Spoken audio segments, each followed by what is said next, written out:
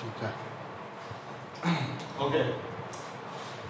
So hello readers, today we are going to start the next topic in ray optics. और जैसा कि आपको previous class में मैंने बताया था रे ऑप्टिक्स में मेरी बात हो चुकी थी प्रिज्म का, और प्रिज्म में हमने डिस्पर्सन ऑफ लाइट की भी बात कर ली थी. ठीक है, तो अब हमारे पास जो एलिमेंट बच रहे हैं जिस पे हमको रिफ्लेक्शन या रिफ्रैक्शन देखना है या मतलब उसकी घटना को लेना है, वो हमारे पास है, वो ऑप्टिकल इंस्ट्रूमेंट कहलाता है. ठीक है ना, तो ऑप्टिकल इंस्ट्रूमेंट की बात कर रहे हैं. तो today we are going to discuss optical instrument. तो हमारा टॉपिक है ऑप्टिकल इंस्ट्रूमेंट.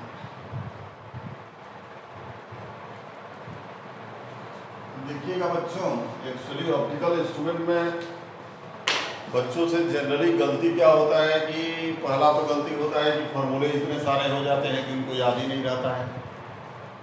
इतने सारे फॉर्मूले हो जाते हैं कि उनको याद ही नहीं रहता है और सारे फॉर्मूले मिक्स होने लगता है कंपाउंड माइक्रोस्कोप का फार्मूला टेलीस्कोप के लिए, टेलीस्कोप का इसके लिए. तो सबसे पहले फार्मूला को हम सही तरीके से यदि याद रखें, डेरिवेशन में तो हम जाएंगे नहीं, डेरिवेशन का कोई मतलब नहीं है क्योंकि सवाल तो फार्मूले से ही बनते हैं, डेरिवेशन से ही बनता है.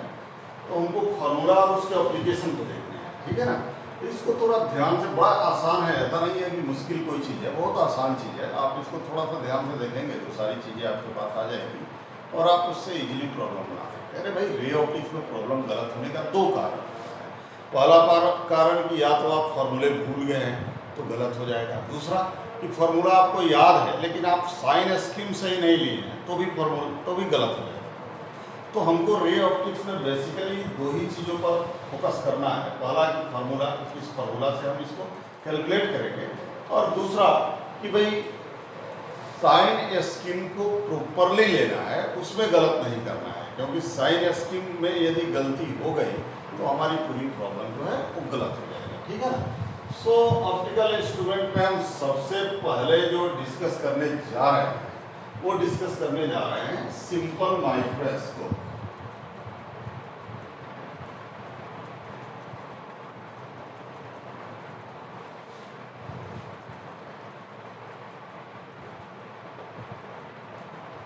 सिंपल माइक्रोस्कोप की बात करें बच्चों. सिंपल माइक्रोस्कोप क्या है? सीधा बात है, मैग्नीफाइंग ग्लास. क्या कहते हैं इसको? Magnifying glass.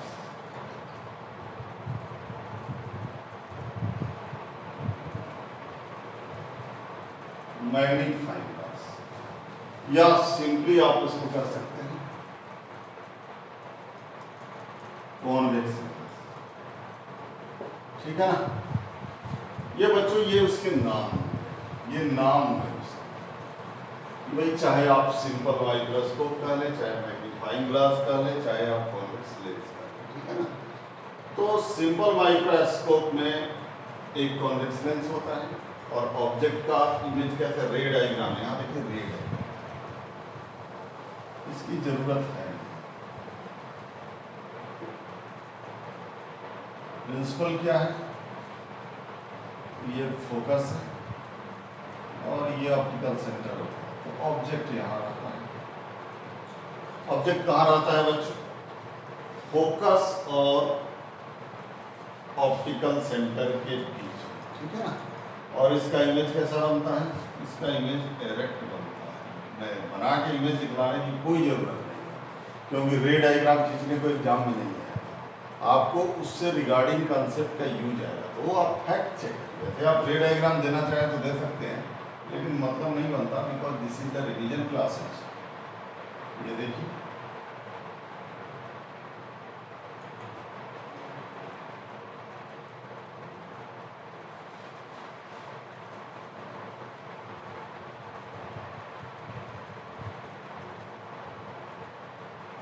देखिए कैसा इमेज बना. इमेज एरेक्ट बना. इमेज कैसा बना? Nature of image,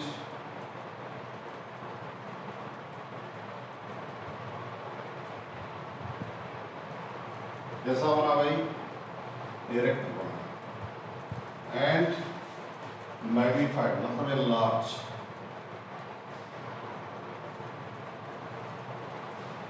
loss with respect to, ठीक है ना। ये इमेज का कैरेक्टर हुआ। प्रिंसिपल क्या हुआ,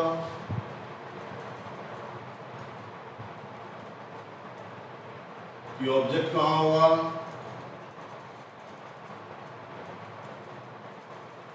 placed between focus and optical centre, ठीक है ना बच्चों। कितने पॉइंट याद करने जा रहे हैं वो आप याद रखना। पहला पॉइंट कि आप सही से समझो कि भाई जो इंस्ट्रूमेंट है वो क्या है। जैसे सिंपल माइक्रोस्कोप क्या है, तो एक कॉन्वेक्स लेंस है। इससे इमेज कैसा बनता है, सीधा बनता है, बड़ा बनता है, सही है, ठीक है ना बात। इसके लिए क्या प्रिंसिपल यूज हुआ, तो प्रिंसिपल ये यूज हुआ कि ऑब्जेक्ट को यदि फोकस एंड ऑप्टिकल सेंटर के बीच में रखेंगे तो उसका इमेज जो बनेगा वो सीधा बनेगा और बड़ा बनेगा, ठीक है ना।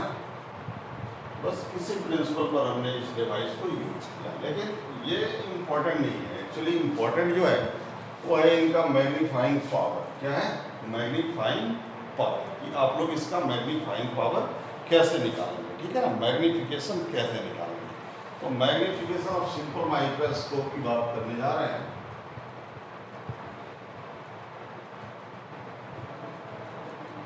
तो देखो बच्चों, मैग्निफिकेशन, या आप चाहो तो इसको कह सकते हो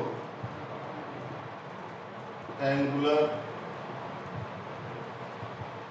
मैग्निफिकेशन। मैग्निफिकेशन या एंगुलर मैग्निफिकेशन, ठीक है। ये सारे इंस्ट्रूमेंट के लिए हम निकालेंगे, सिंपल माइक्रोस्कोप के लिए भी निकालेंगे, आगे भी जो इंस्ट्रूमेंट आने वाले हैं, कंपाउंड माइक्रोस्कोप, टेलीस्कोप, सबके लिए। और दो केस में निकालेंगे, दो केस में, दो केस में, केस 1 में निकालेंगे और केस 2 में निकालेंगे। ध्यान देना, केस 1 का मतलब क्या हुआ, फॉर नॉर्मल एडजस्टमेंट,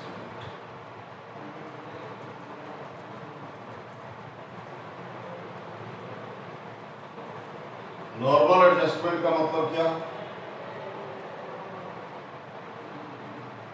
कि image, final image is at infinity. तीसरा इसको क्या कहते हैं, फॉर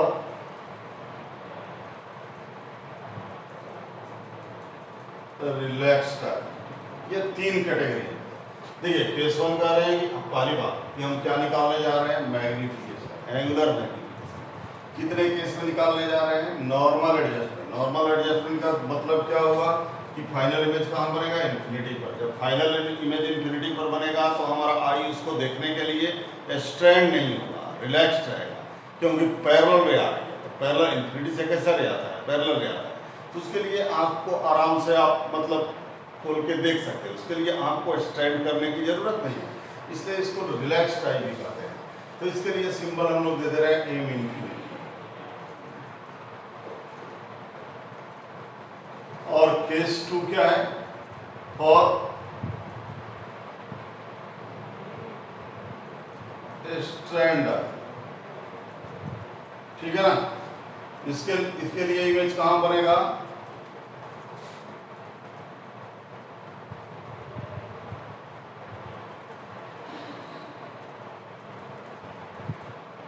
एट लीस्ट डिस्टेंस,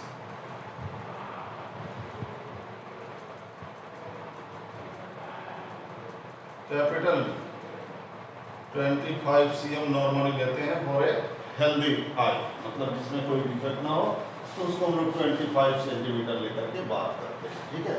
तो ये 2 केस में, ये केवल सिंपल माइक्रोस्कोप के लिए नहीं, जितना भी इंस्ट्रूमेंट आएगा सारे के लिए ये 2 केस में आपको एंगुलर मैग्निफिकेशन याद रखना पड़ेगा। अब कैसे याद रखेंगे, ये बातें हम करेंगे। थोड़ा सा इस बोर्ड को क्लियर करने के बाद एक बार मैं फिर इसको शॉर्ट लिस्टेड करके बात करना चाहता हूँ, ठीक है ना।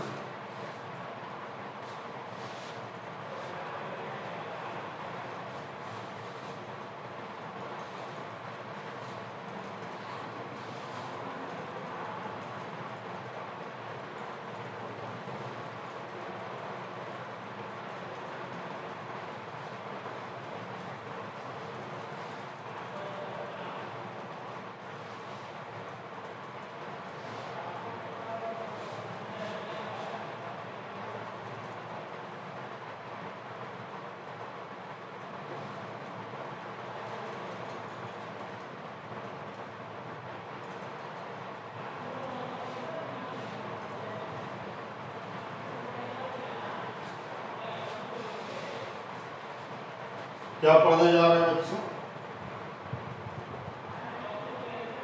Simple microscope. इसमें मेन चीज हमको क्या पढ़ना है? सिंपल माइक्रोस्कोप का फिगर।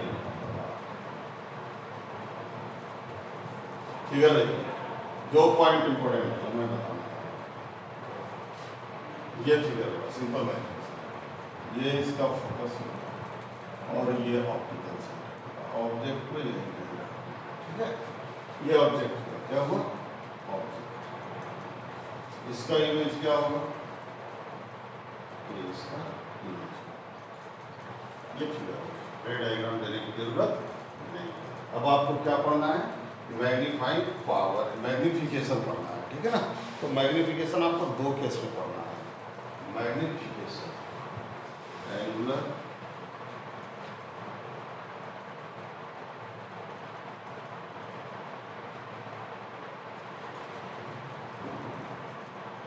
मैग्निफिकेशन, एंगुलर मैग्निफिकेशन, ठीक है ना।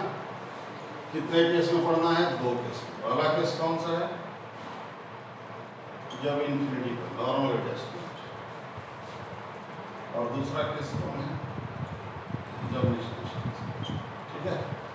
तो चलिए, ये नॉर्मल एडजस्टमेंट है और ये आपका लीस्ट डिस्टेंस। ये फॉर रिलैक्स्ड आई है, ये स्टैंडर्ड है, ठीक है ना। तो इसे याद रखें, ठीक है। तो यहाँ पर क्या हो जाएगा? ठीक है ना। डी का मतलब least distance for clear vision. D का मतलब हुआ 25 सेंटीमीटर और एन दी, ठीक है ना। डिफेक्ट है तो बात ये, और एम डी कितना हो जाएगा?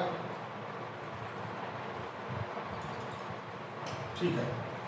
और यहाँ पर ध्यान दीजिएगा कि ये एम डी जो है ये हुआ है, यही मैक्सिमम मैग्निफिकेशन है।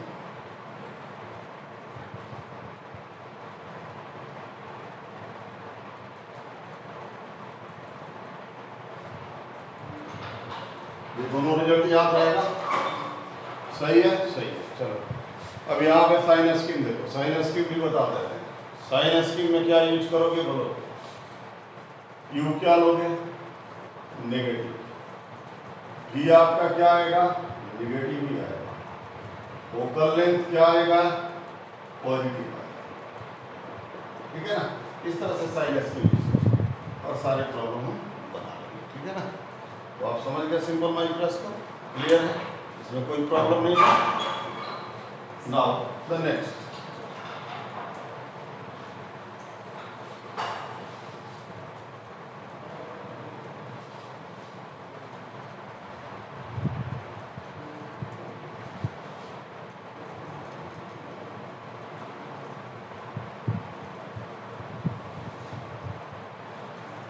ठीक है।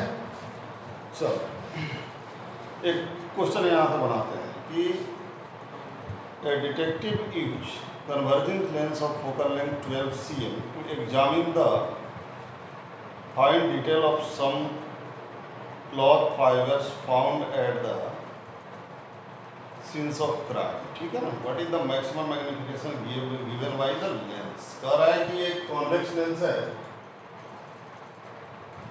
कह रहा है कि this is a convex lens, simple microscope, इसका फोकल लेंथ है 12 सेंटीमीटर, ठीक है।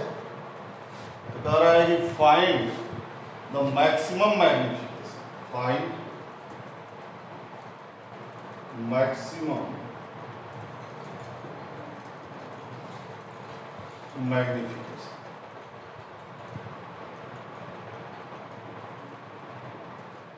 Find maximum magnification. दूसरा क्वेश्चन कह रहा है, कि find magnification for relaxed eye, find magnification for relaxed eye. ये सवाल है, बड़ा आसान सा सवाल है।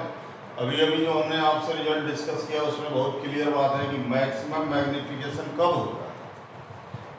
जब फाइनल इमेज लीस्ट डिस्टेंस होता है। और लीस्ट डिस्टेंस पर बने मतलब स्ट्रैंड आएगी, और कितना होता है मैक्सिमम मैग्नीफिकेशन। सो एम मैक्सिमम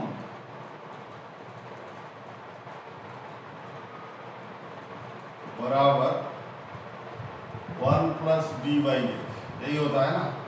तो 1 प्लस डी कितना होगा बच्चों, 25 cm बाई एफ 12 cm,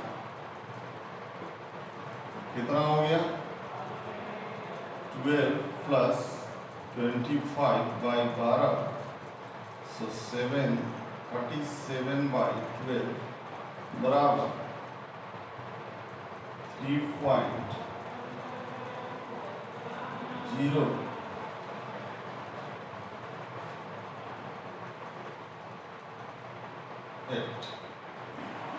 यही होना चाहिए ना, क्लियर है। 3.08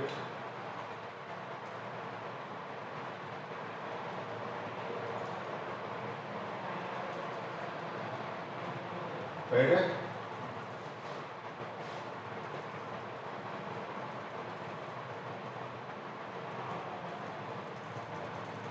मतलब नियरली यदि कहें तो हम कह सकते हैं कि 3.1 हो सकता है, सही है, राइट, सही है। दूसरा, find magnification for relaxed eye. Relaxed eye के लिए क्या होगा बच्चों, बोलो तो रिलैक्स्ड आई, रिलैक्स्ड, और ये तो पहला क्वेश्चन हो गया। दूसरा हो गया for relaxed eye. Relaxed eye का मतलब इंफिनिटी की बात हो रही है, नहीं। So D by F, so D 25 and F is 12, कर लीजिए 2.1 लिख लीजिए, सही है ना। इसका आ जाएगा 2.1, राइट है, समझ गया बात को।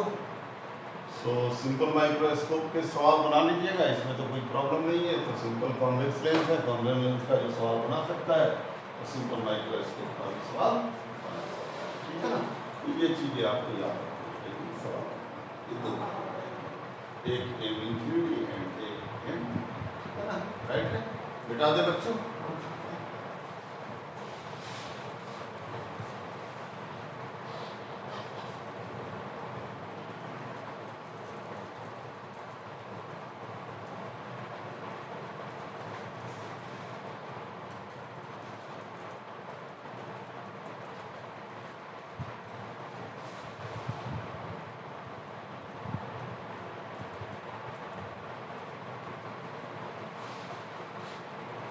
दूसरा है आपका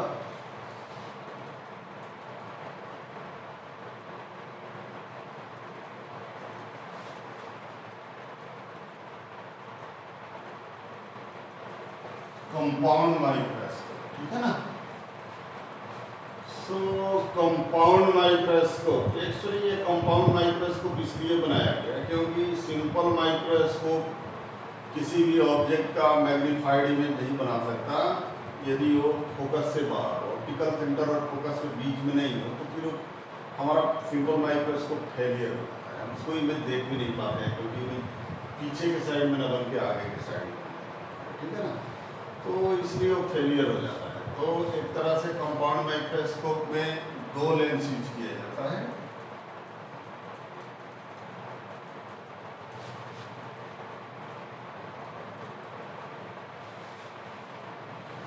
ये ऑब्जेक्टिव हुआ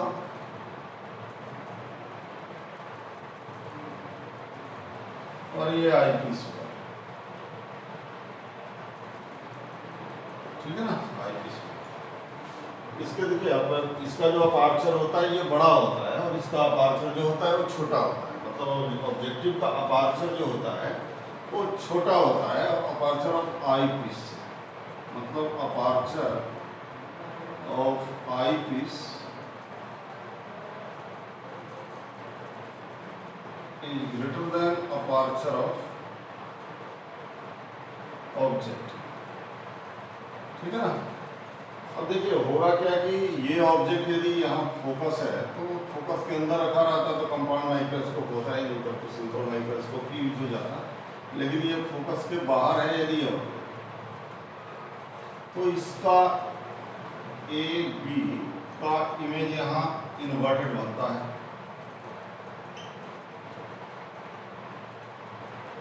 ठीक है ना।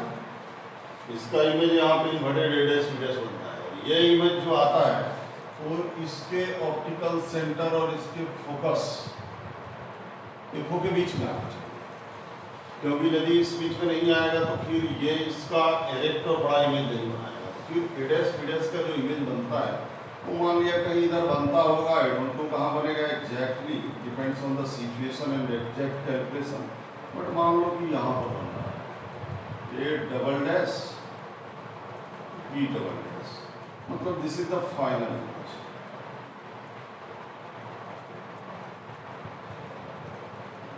ठीक है ना। ये क्या है, इमेज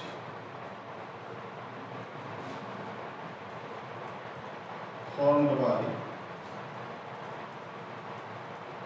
ऑब्जेक्ट।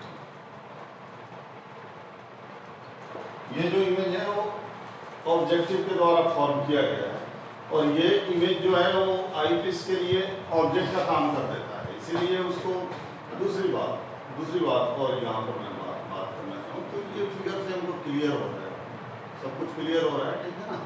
अब यहाँ से हम फिर दो चीज़ें निकालने जाएंगे, वही M infinity and M D निकालने जाएंगे, एम इंफिनिटी निकालेंगे और एम डी निकालेंगे। यही बहुत इम्पोर्टेंट चीज़ है, इसी को बच्चे नहीं याद कर पाते हैं, जो सब फिगर नहीं याद रहे चलेगा, बट फार्मूला नहीं याद रहेगा तो फिर नहीं बन पाएगा। तो यहाँ पर कंपाउंड माइक्रोस्कोप में चूंकि दो लेंस यूज हुआ है, एक ऑब्जेक्टिव और एक आईपीस, तो यदि आपको मैग्नीफिकेशन निकालना है तो मैग्नीफिकेशन का जनरल फार्मूला जो होता है, जनरल फार्मूला जो होता है ऑब्जेक्टिव गुने आईपीस, यही होता है, जनरल फार्मूला होता है, ठीक है ना। तो आप एम इंफिनिटी निकालिए, ऑब्जेक्टिव का मतलब होता है कि ये जो मैग्नीफिकेशन है, ठीक है ना, ये ट्रांसवर्स मैग्नीफिकेशन है,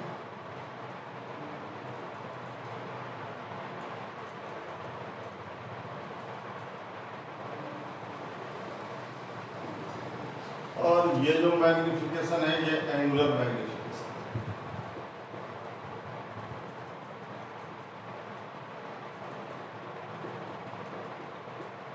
ठीक है ना। तो ट्रांसवर्स एम इंफिनिटी, यहाँ पर देखिए मैं बहुत क्लियर सा बात करने जा रहा हूँ, क्योंकि एम इंफिनिटी फाइनल इमेज जो बन रहा है, तो ट्रांसवर्स मैग्नीफिकेशन एक्चुअली होगा VO बाई U इंटू इसका एम इंफिनिटी के केस में लेंगे तो D बाई एफ ही होगा, ये होना चाहिए, ठीक है। VO by UO into D by A, ये हो गया आपका कौन सा भाई, ये हो गया ट्रांसवर्स मैग्नीफिकेशन, और ये हो गया एंगुलर मैग्नीफिकेशन जो हमने सिंपल माइक्रोस्कोप में निकाला था, ठीक है ना। अब यहाँ पर इसको थोड़ा सा लोग अप्रोक्सीमेट करते हैं, इसको अप्रोक्सीमेट कैसे करते हैं कि मैं यदि बताऊं कि अप्रोक्सीमेट कैसे करते हैं, तो इसको इस रिजल्ट को देखिए,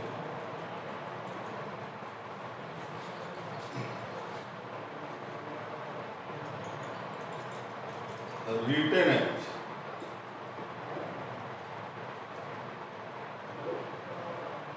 कैसे written as LD by FO, इसको लिखते हैं। मतलब एक तरह से एम इंफिनिटी के लिए जो फॉर्मूला आपको याद रखना है वो ये रखना है, VO by UO into D by FO, और this is the approximated LD by FO, ठीक है ना। LD L क्या है, अब यहाँ पर एक नया टर्म आ गया L, तो L का मतलब क्या हुआ, L का मतलब हुआ ट्यूब का length, L is the length of tube. L is the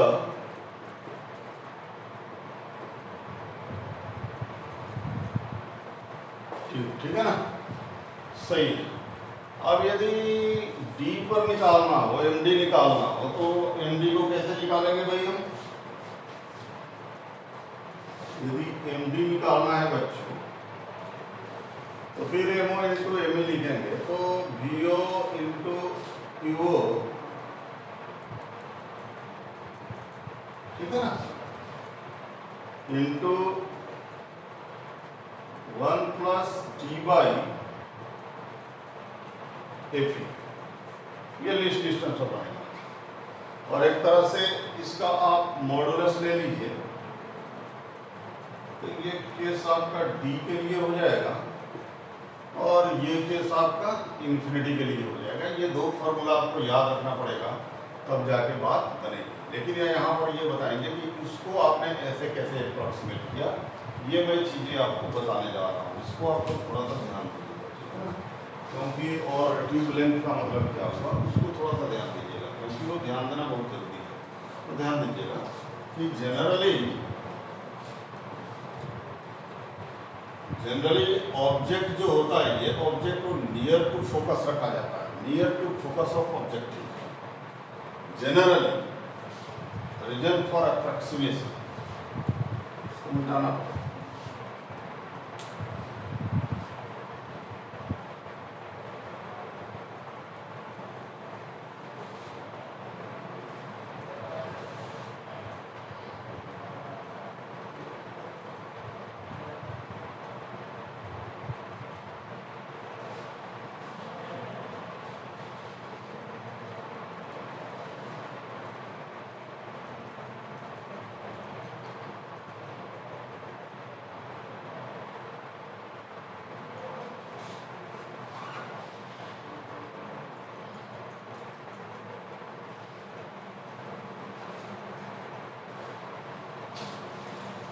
आपने जो लिखा है कि MD बराबर VO by UO into D by F, ठीक है ना, और इसको आपने अप्रॉक्सीमेट करके लिखा LD by FO into F। So reason for approximation का बात करते हैं।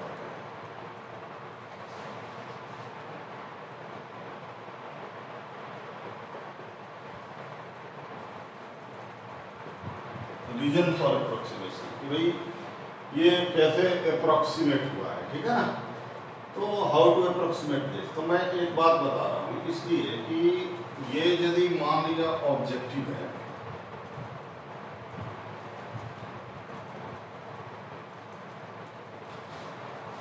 और ये मान लिया आईपीस है,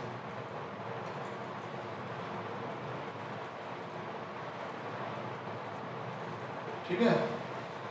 तो इस ऑब्जेक्टिव का यदि ये फोकल लेंथ है, इफ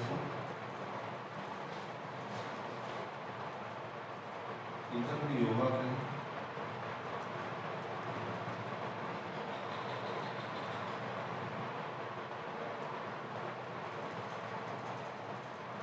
इस तरह से होगा, जो भी होगा, ठीक है।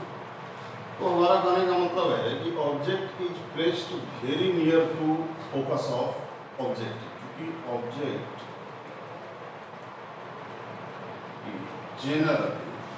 generally placed near to if focal है, तो फिर then UO is nearly F, सही है ना। और जब ये F पर बनेगा तो फिर इसका इमेज, और फिर देखिए यहाँ पर, ठीक है। So UO can be written F, ठीक है ना। अब यहाँ पर देखिए कि भाई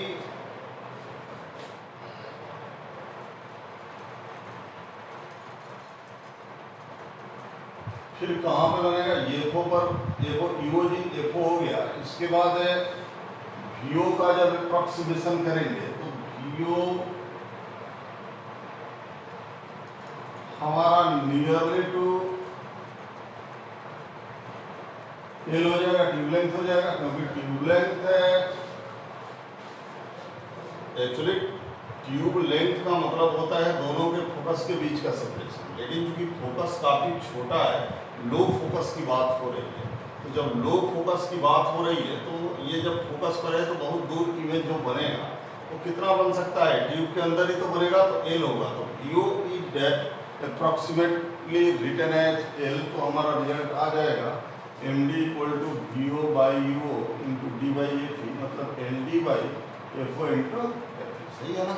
तो यहाँ से ये रिजल्ट आ जाएगा, यहाँ से एक प्रॉब्लम बना, ठीक है।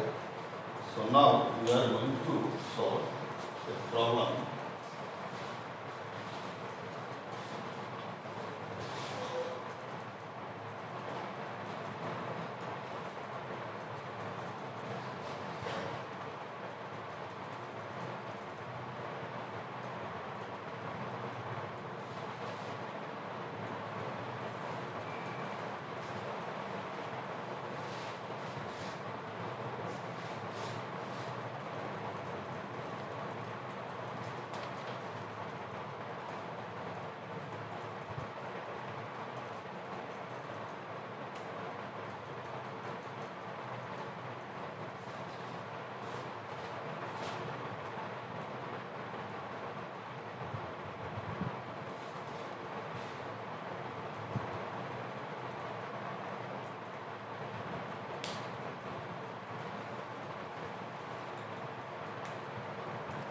प्रॉब्लम है हमारा कि the focal length of eye piece and objective,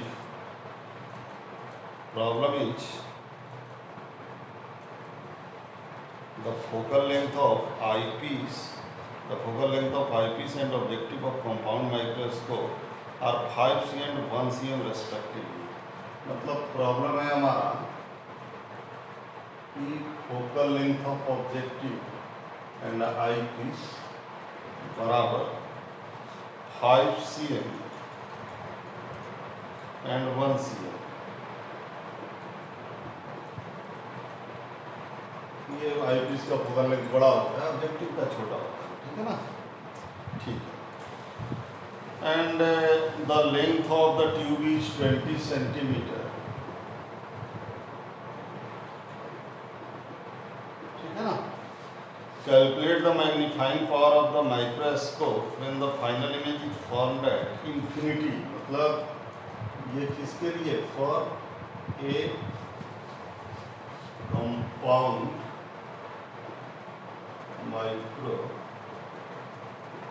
microscope। कह रहा है कि find M infinity, M infinity का मतलब हुआ कि फाइनल इमेज कहाँ बनेगा, इंफिनिटी पर बनेगा, ठीक है ना। And the second question is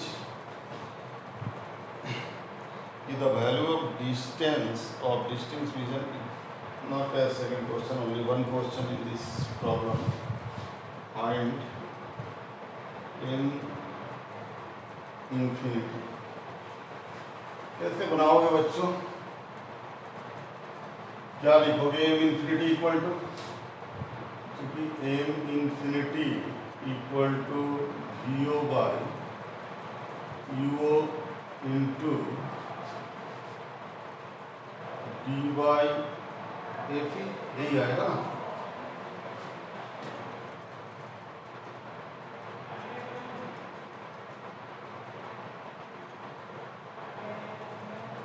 D by F ई सही है। So for approximation, it is written as VO L by LD by FO into FE, तो कितना हो जाएगा L 20 में 25 cm and FO 1 into FE 5, 5, so 100. This will be the answer of this questions.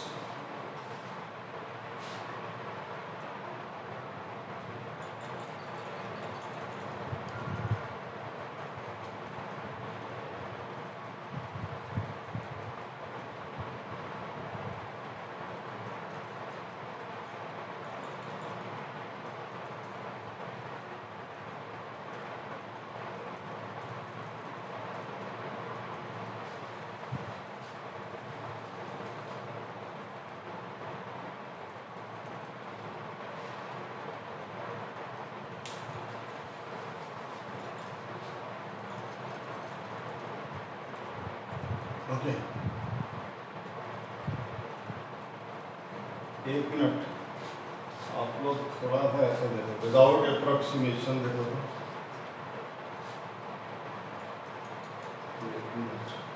Question क्या कह रहा है? Question कह रहा है कि find when the final image is formed at infinity, the value of least distance is 25 centimetre and the length of tip is 20 centimetre. ठीक है ना? तो how to calculate without approximation? यदि हम देखें तो विदाउट अप्रोक्सीमेशन देखा जाए तो M infinity equal to M O into M E आएगा। देख लेते हैं, एमओ इंटू एम ई आएगा। ठीक है ना? एमओ कितना होगा? V O by U O and M infinity, तो ये तो डी बाई एफ ही आएगा। सही है? डी दिया हुआ है, एफ ही दिया हुआ है, मतलब दिस इज नो। मैं वीओ बाई यू को हम अप्रोक्सीमेट करते हैं तब भले लिख सकते हैं एल बाई ए, लेकिन यहाँ पर अप्रोक्सीमेट करना कोई ज़रूरी नहीं है। ठीक है ना? क्योंकि अप्रोक्सीमेट करने के लिए ऐसा कोई इंफॉर्मेशन नहीं है। तो बिना अप्रोक्सीमेशन का यदि हम बात करें तो वीओ बाई यू होगा क्या? देखो तो वीओ बाई यू क्या होगा? वीओ बाई यू हो जाएगा for objective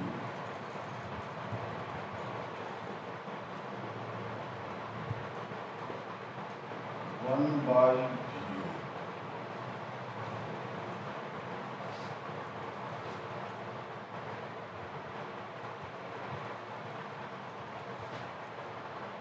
minus 1 by VO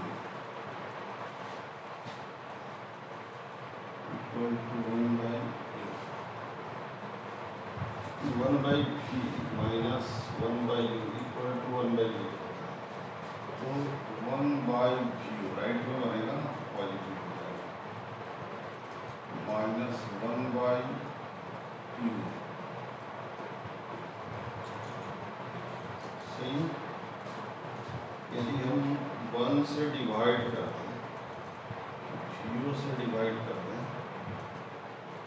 तो 0 से डिवाइड करेंगे तो ये हो गया plus you by you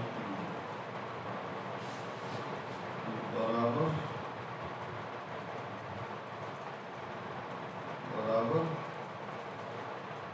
you by F. सही है ना? ठीक है, यू बाई एफ।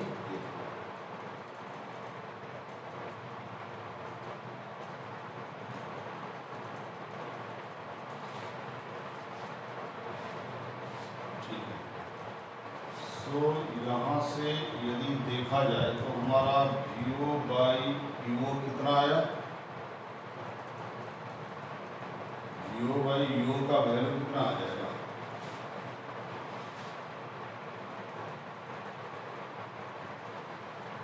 बराबर वीओ बाई यू को माइनस 1 आ जाएगा। ठीक है ना? क्लियर है ना?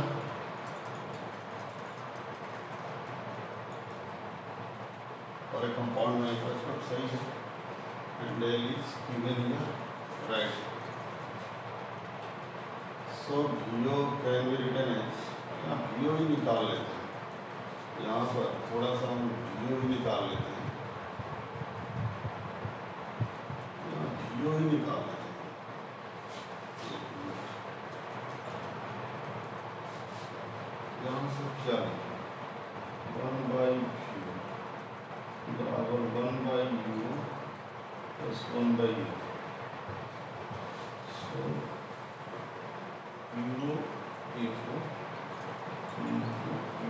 प्लस एफ, ठीक है ना, राइट है, U O F O, U O plus F, ठीक है, 1/vo, so V O can be written as U O F O by U O plus F, ठीक है ना, ये वीओ हो गया, ठीक है ना, ये वीओ हो गया, सही है। एंड द सेकेंड थिंग, यूओ कितना होगा, यूओ देखते हैं यू कितना होगा, तो यू ई कितना होगा, और आई पीस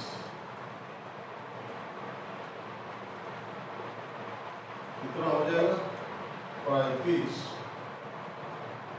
1/v,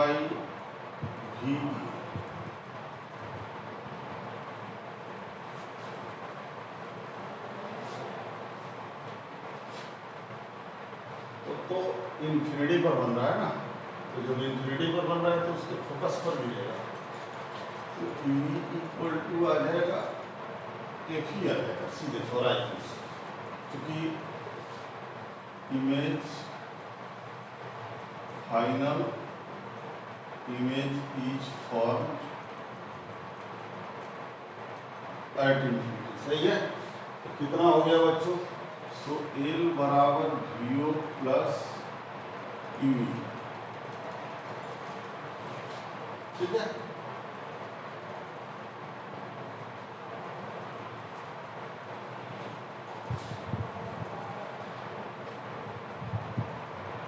ठीक है, सो वीओ कितना आया, U O F O by U plus F into L, V O plus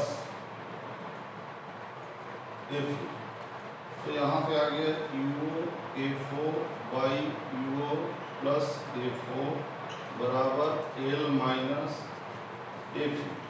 L कितना है बच्चों, एल है 20, एफ ही कितना है 5, तो ये 15 हो जाएगा, 15 हो जाएगा।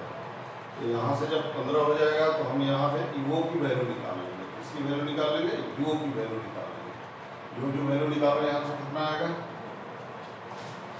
यहाँ से यूओ की वैल्यू निकालेंगे, यूओ की वैल्यू आ जाएगा तुम्हारा, एफओ की वैल्यू तो 1 है, ठीक है, सो यूओ देयरफॉर यूओ बराबर 15 यूओ प्लस 15 एफ,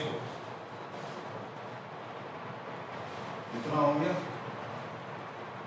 14 यूओ बराबर -15, सो यूओ बराबर -15/14, ये यूओ का वैल्यू आ गया। अब जब ये यूओ का वैल्यू आ गया तो यहाँ से वीओ का भी वैल्यू आ जाएगा,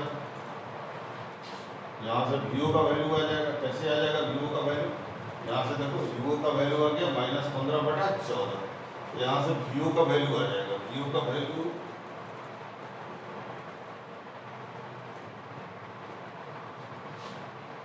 1/vo माइनस 14/15 1/u बराबर 1/f 1, सो 1/vo बराबर 1 माइनस 14/15 बराबर 1/15, सो vo बराबर 15 आ गया हमारा, 15 सेंटीमीटर, ठीक है ना। तो फाइनली जो एम इंफिनिटी हुआ हमारा, वो एम इंफिनिटी हो गया आपका वीओ बाई यू, यू का मतलब हुआ -15 × 14, ठीक है ना, इंटू डी, डी मतलब 25 बाई एफ, एफ का मतलब 5, सो 5 जाए यहाँ कट गया, यहाँ 15 कट गया,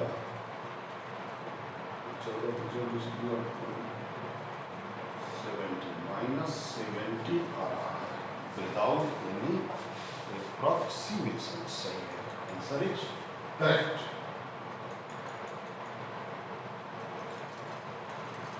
ठीक है ना बच्चों, करेक्ट आंसर, सही है ना।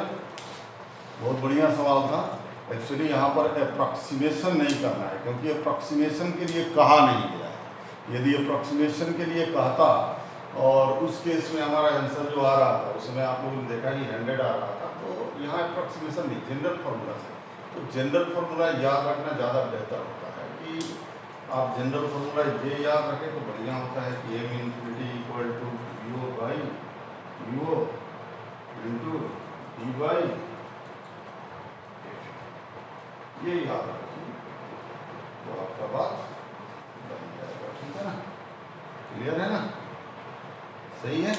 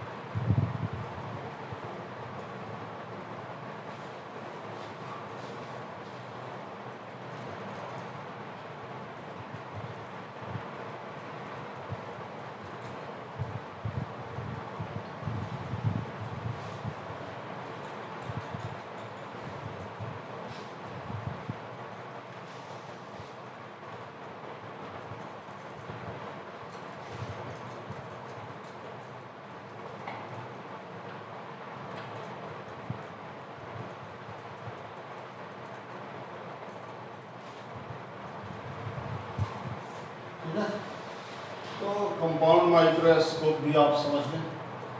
अब इसके बाद आता है टेलीस्कोप। ठीक है ना, इसके बाद आता है टेलीस्कोप। तो टेलीस्कोप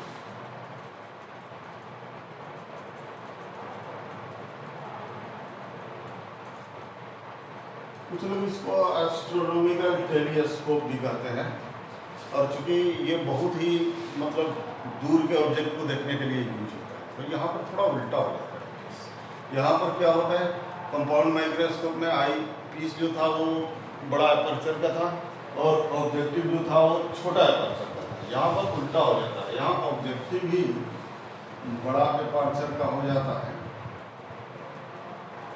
और आई पीस ही छोटा अपर्चर।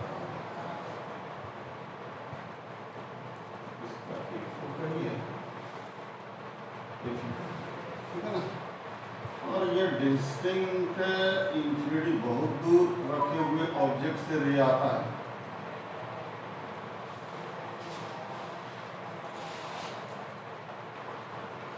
तो इस तरह से वो जो रे यहाँ आता है,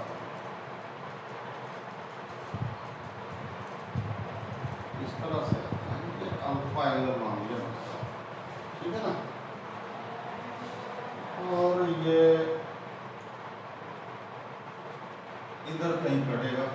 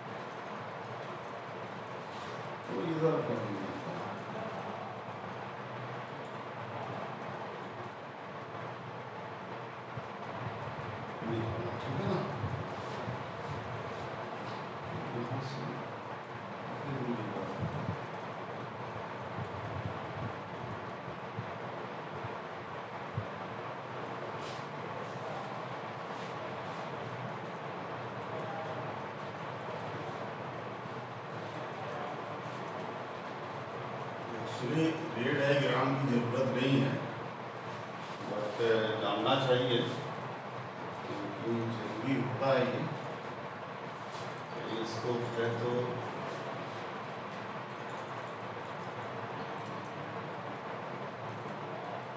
ये A4 है, और ये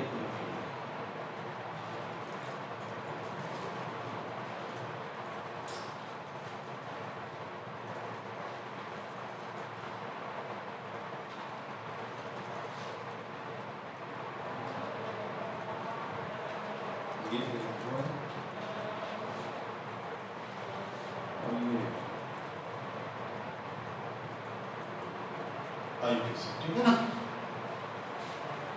दूर से आ रहा है रे, तो मान लिया दूर से रे जब आ रहा है तो इस तरह से ये आ रहा है, this is the alpha angle subtend हो रहा है, ठीक है ना।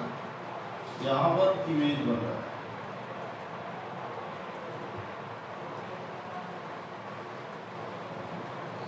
ठीक है।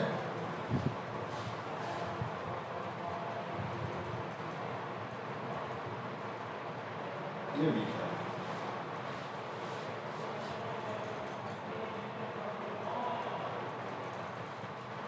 ठीक है।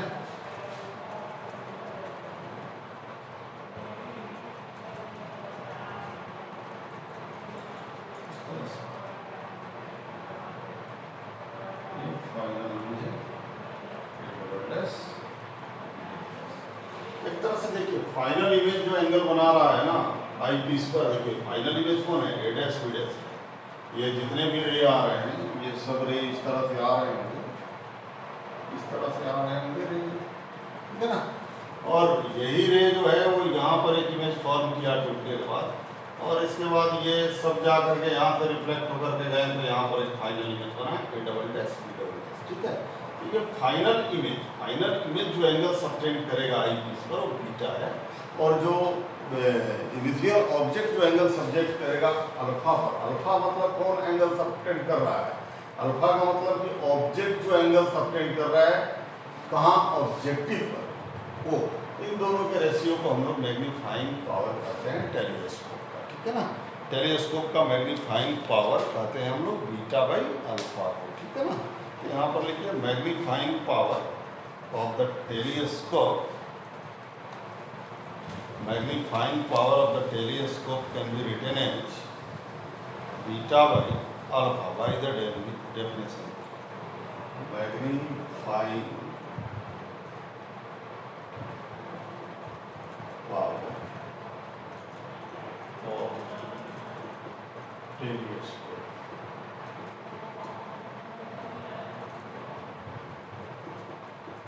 Beta by alpha. बीटा किसके द्वारा एंगल बनाया गया है, angle made by final image on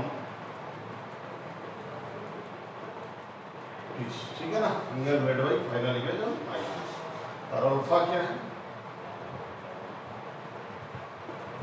angle made by object on object, ठीक है ना। ये मैग्नीफाइंग पावर ऑफ टेलीस्कोप इस तरह से। यहाँ पर भी दो पार्ट में डिवाइड होगा। यहाँ पर भी आप यदि बात करोगे हमसे तो दो केस होगा, एक तो होगा एम इंफिनिटी वाला केस होगा और एक होगा एम डी वाला केस होगा, ठीक है ना। सो एम इंफिनिटी वाला ये दूर से आ रहा है ना, तो दूर से आ रहा है तो कहाँ पर इमेज बनेगा,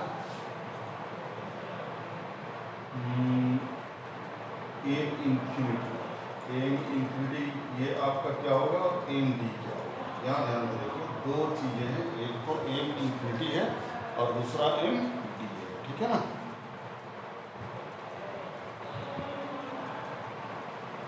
एक तो बाई एफ ही हो जाएगा, ठीक है ना।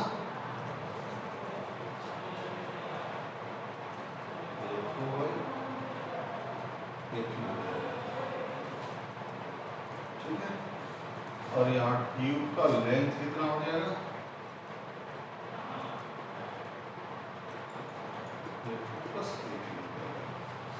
एम इंफिनिटी की बात करें तो हमारा आ जाएगा, ठीक है ना।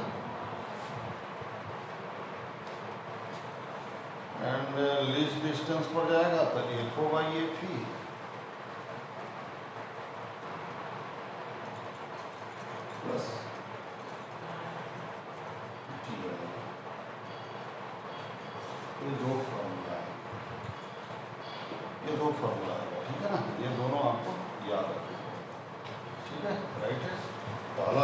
आपको एम निकालना होगा इन्फिनिटी के लिए और दूसरा इसके लिए।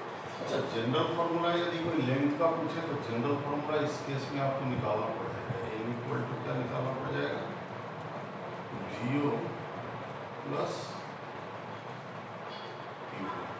यहाँ से ये जनरल फार्मूला, लेकिन यहाँ पर जनरल नहीं है, एफ हो जाएगा क्योंकि इन्फिनिटी पे आ रहा है तो एफ ऊपर जाएगा और एफ ऊपर जाएगा और चूंकि वो एफ ही पर होना चाहिए इसका, इसलिए हो जाएगा। तो यहाँ वीओ को चाहे तो आप एफ लिख सकते हैं,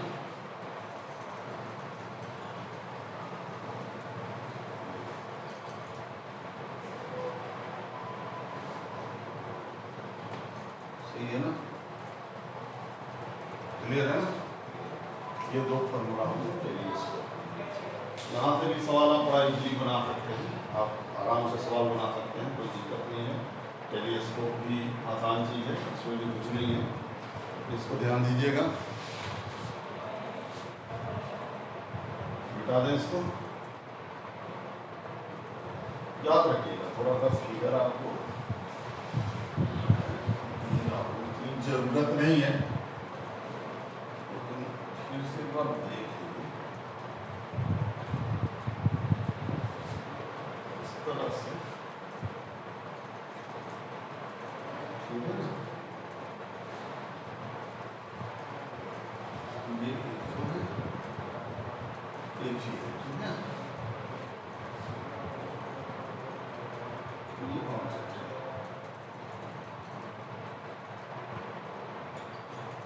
ठीक है।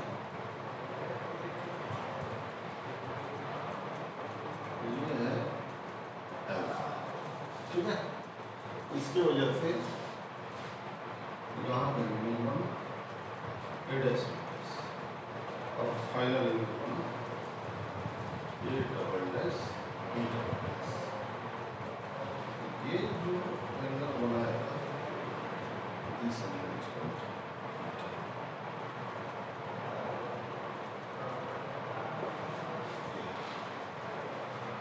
ठीक है ना बच्चों, क्लियर है ना। ये मेन जो ऑब्जेक्ट है वो जो एंगल बनाया दैट इज अल्फा, और ये फाइनल इमेज जो एंगल आई किस पर बनाया वहाँ पर मैंने लैंग्वेज में लिख दिया, इसलिए प्रॉब्लम नहीं, इसलिए इस फॉर्मूला को बहुत क्लियर याद रखिएगा। M infinity and M D ये दो केस आपका होगा, और दोनों को बड़ा सिंपल वे में आप याद कर सकते हैं कि M infinity equal to F O by A P होता है, और इस केस में आपका एल जो होगा वो F O plus A P हो जाएगा, और एम डी जब निकालना होगा तो F O by A P plus F O by D, ठीक है।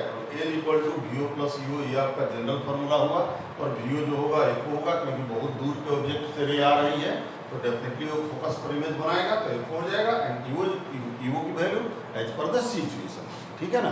लेकिन एम इन्फिनिटी के टर्म में फिर ईओ का वैल्यू भी फाइंड आउट है, तो ईओ यहाँ पर ईओ की वैल्यू एफ ही हो जाएगी, इसलिए हमने directly length equal to F O plus F ही लिख दिया, ठीक है।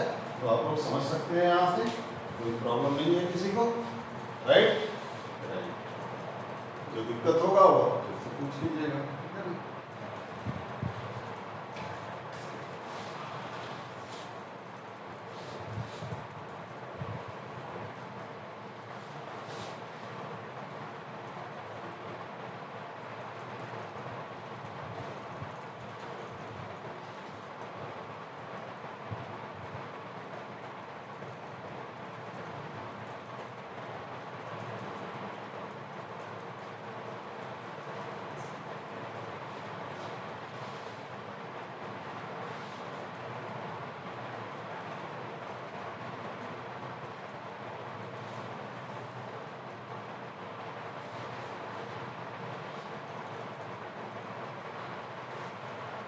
ठीक है, यहाँ से देखिए बड़ा सिंपल सा सवाल आता है, इस सवाल को आप देखते जाइए, बन जाएगा, बड़ा आसानी से बन जाएगा। एस्ट्रोनॉमिकल टेलीस्कोप पर बात